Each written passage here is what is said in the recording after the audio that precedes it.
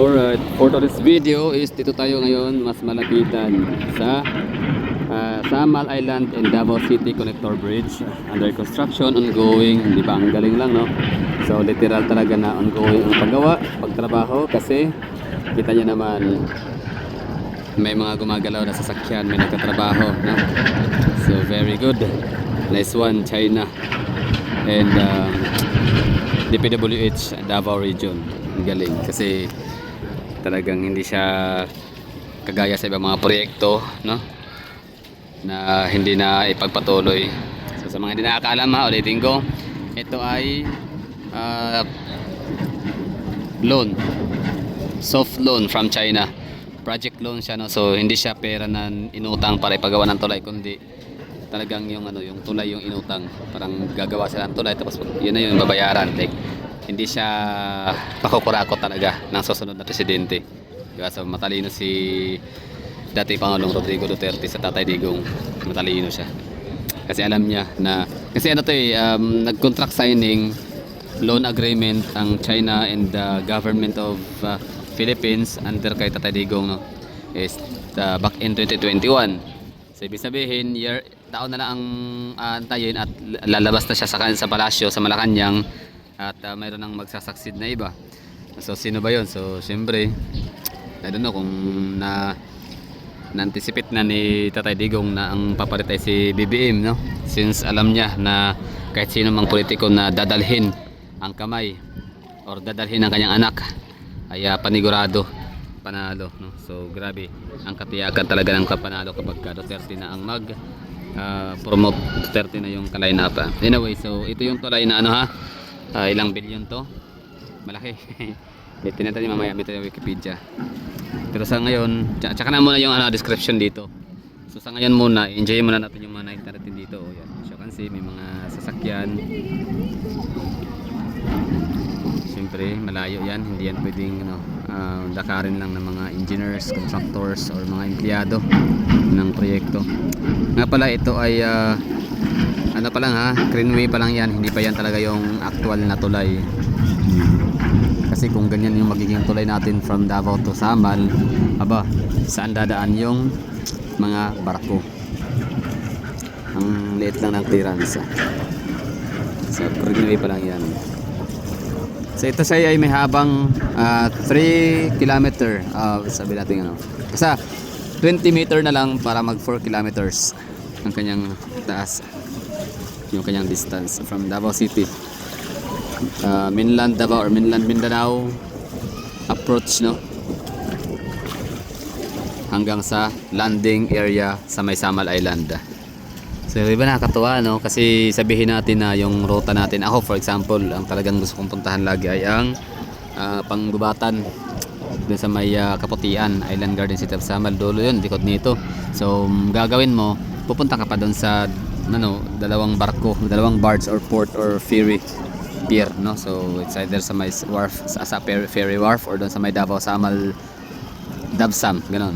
So dalawa. So it takes, basta oras-oras din ang aantayin bago ka makatawid, kasi pila pa lang ng mga sasakyan papuntang barge ay napakatagal na, it takes time. Samantalang pag matapos ito dito, ang mangyayari ay dire-diretso na yung biyahe natin. And sa mga mga taxi drivers din, ang galing kasi pwede na rin silang makatawid ng Samal anytime, kasi wala naman tong toll fee. Sana nga walang toll fee, no? Grabe naman kung lagyan ng toll fee, pera ng taong bayan yan. Yung may toll fee sa CCLX kasi yun, merong CCLX ng Cebu, meron silang toll fee na binabayaran 90 pesos nung huli kong punta doon. I don't know kung nag-increase, baka nga kasi nga sa costing, no, nagkaroon ng inflation. Anyway, so ito siya, pag wala tong toll fee, 24/7 makapasok ng Samal para mamasyal. Siyempre yung mga taga Samal, number 1 makikinabang talaga dyan, kasi mas madali lang makatawid ang pera ng Davao, mas madaling makatawid ng isla ang pera ng Mindanao papunta sa kanang isla. Kasi iba mas piliin Magmati City na lang, yung iba pipiliin na wag na lang, kasi nga yung idea pa lang na traffic, idea pa lang na congested yung sa may may barge area, wala na, surrender na, parang ano lang, parang mag second thought at hanggang sa wala na, mag finalize na lang na decision na wag na lang. Kapagod din, maganda nga sa Samal pero wala, haba ng pila, traffic ngayon dun. So yun yung disadvantage kapag walang tulay. So yun, ang pera imbes na naka-budget 10,000 sana yung budget nung pupunta sa Samal para maligo kasama ang pamilya o mga barkada, hindi na lang tutuloy. Ano na lang tayo, tawag nito, saan ba tayo magbuda na lang, yung ganon. Di ba rin pa ulit pabalik-balik sa Buda. Isa naman Samal, maganda nga dagat, ano naman, masyadong stressful yung yung pila. Anyway, so yun yung tulay ha, update natin. So congratulations.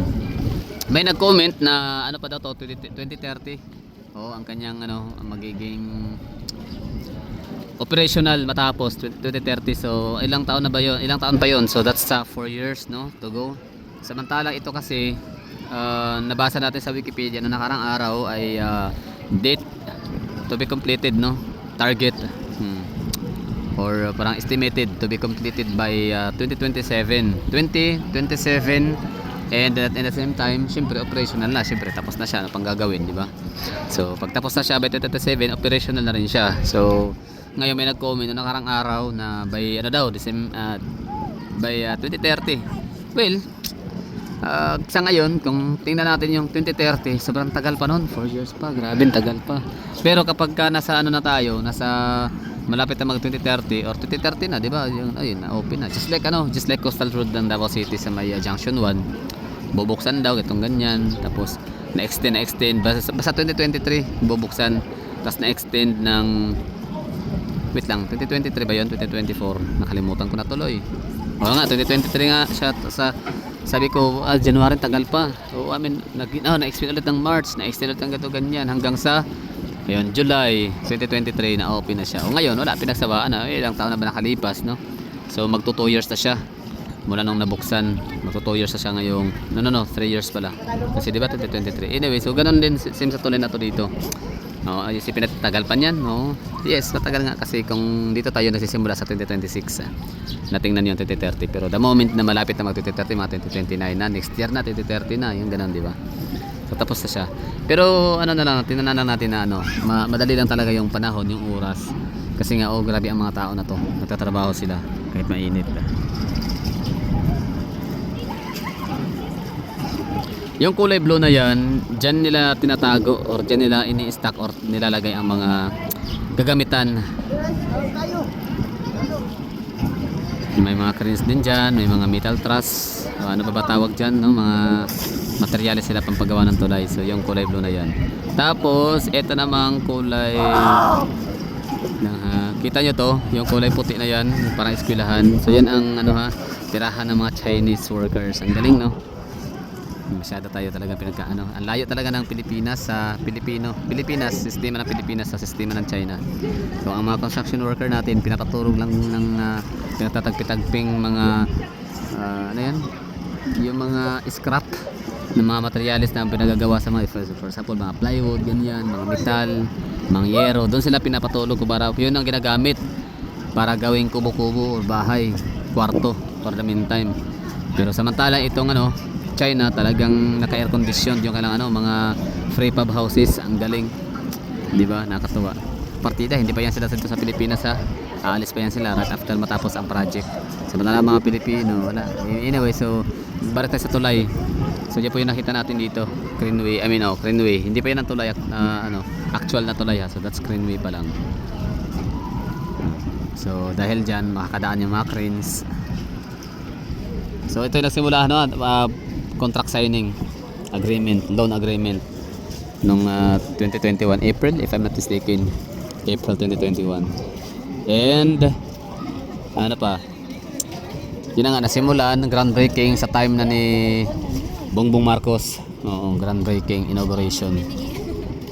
Tapos may mga araw pa, may mga pagkakataon pa na ito hindi na ituloy, hindi natuloy, no? Or na stop muna, kumbaga TRO, temporary restraining order, dahil sa i-final or reklamo nitong pamilyang Rodriguez ba? Ayan, not sure. Kalimutan. Basta yung ano. Oh, Del Rosario. I don't know. Basta ito may-ari ng ano. 'Di ba? Ang dami kong hindi ako talaga matandain sa mga ganyang ano, mga detalye. So, yung may-ari nitong Paradise Island Beach and Park Resort, mga ganyan. Tsaka yung Marina, which is sila lang din may-ari, no? So, yun ang may-ari dyan na pamilya ay sila yung nag-file ng PRO. Kaya yun, hindi agad-agad na pagawa ang tulay. Kasi nga, sa kadahilan ng madadaanan din kasi hindi lang coral reefs, no?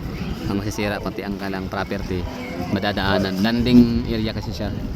Tama ba, no? Landing area, okay? So, yun lang ang aking ano dito, latest update. So, ako natutuwa na nakapunta ako sa lugar na kung saan mas malapit.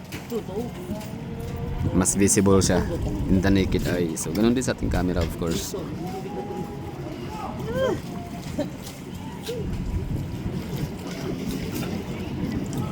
So, ito yung na-install dito, 2022. Alala natin dati, di ba? Nagpunta pa tayo dyan. Tapos yung meron dito, ano lang, yung nilagyan lang ng parang muhon, yung kulay dilaw ba? Oo, yung simento. Yung muhon, ano ba tawag doon? Parang palatandaan na dito yung parang ganyan, magsisimula buksan, diba? So ilang taon na nakalipas ako nagsisimula mag-vlog, 2022 I mean 2021 ng November, December, so nasa 3 years na ako, 4 years, 5 years basta. So ibig sabihin ganun lang ka, kahit kaganda kabilis yung ano, panahon, basta tuloy-tuloy lang lagi, ma-stop man siya due to restraining order or TRO, pero tuloy pa rin siya, hindi pa rin napapatinag ang China, hindi pa patinag ang gobyerno ni Tatay Digong, DPWH sa sino man dyan, kasi hindi pwedeng ipatigil yan. Napakalaking pakinabang nito sa lahat.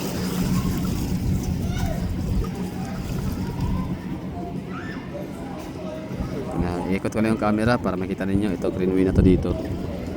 So itong bilog na nakita natin, ano ba tawag dyan? Pile? Poste. Poste na lang, no? Gamitin ng ano, simplest form na lang or simple term. Sa poste. Yan yung magiging pundasyon. Okay, ikot lang natin. Kita nyo ha? China lang sa kalam. Matalino si Tatay Digong kasi talagang pinili niya China.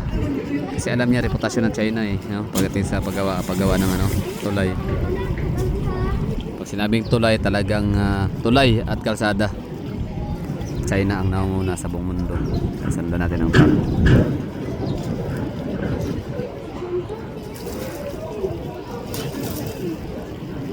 Greenway pa lang yan. Siyempre, ang dami kasi natin manakita sa iba't ibang mga social media platform na sinasabi na yan, ang tulay malapit na matapos.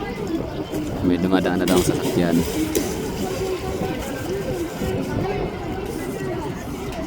Hindi na nakalabas ang sasakyan, ang pick-up truck.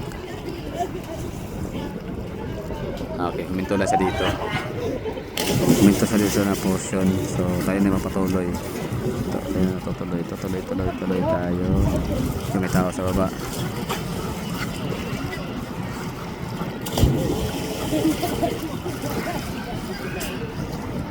Diba? Ganda, no? Galing. Nakakatawa. This is where our taxis go. At least, no? Kung ito pera lang to, budget, pondo, inilaan ni Tatay Digong. Ako, overprice na mga kontraktor. Pwedeng kakaltasan. Basta kukurakutin. Hindi natin kailangan i-explain kung paano kurakutin. Alam niyo naman mga kawatan sa gobyerno ng mga politisyan natin. Ano yan sila, pagdating sa nakawan, napaka-creative ng mga yan. Diskarte. Diba? Ano sa akin na, dalawa ko yung tali. Dalawa ko.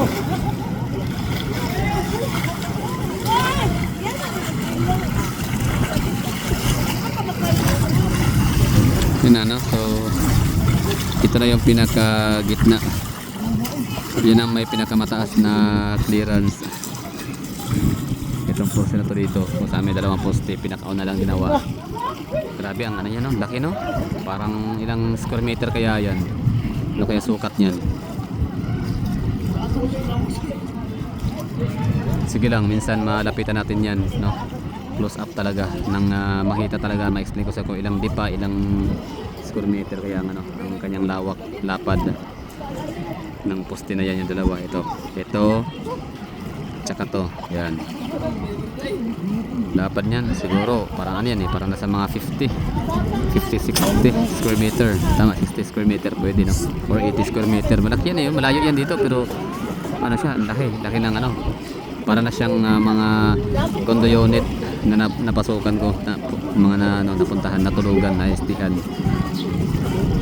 Kasi ito naman yung portion, yan yung tulay, syempre yan yung landing area ng tulay sa may Samal Island. Kaliklik, barangay Kaliklik, yes, Babak Island Gardens, ito Samal.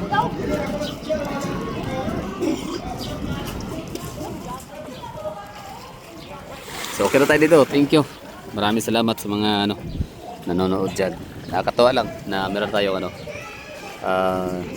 tulay connecting sa paborito nating Samal Island, paliguan, dagat, at mga taga Samal naman ay kahit wala kayong Jollibee, kahit wala kayong McDonald's, kahit wala kayong mga inasal sa inyong lugar, at least dahil may tulay na pwede kayong sumakay ng jeep. Kasi dinig ko meron daw ruta, gagawa ng ruta ang City Mayor ng Island Gardens of Samal, gagawa ng ruta na Samal to Davao. Jadi congratulations sa mga taga Samal, at ayun, accessible na ang Davao sa inyo. I mean, sa mga nagtatrabaho from Samal, hindi kasi lahat ng mga taga Samal makapunta ng Davao ganun kadali. Maliban na kung sa Davao ka nagtatrabaho araw-araw, marami tayong mga nakikitang mga taga Davao na naninirahan na ngayon sa Samal. At yun na nga, from Samal Davao yung trabaho nila uwian. Ganyan lang. So that will, thank you for watching. Bye bye, Dingats. Happy parang satisfied customer. Hindi, satisfied voter ako dito ng Duterte. Galing, last one, very good.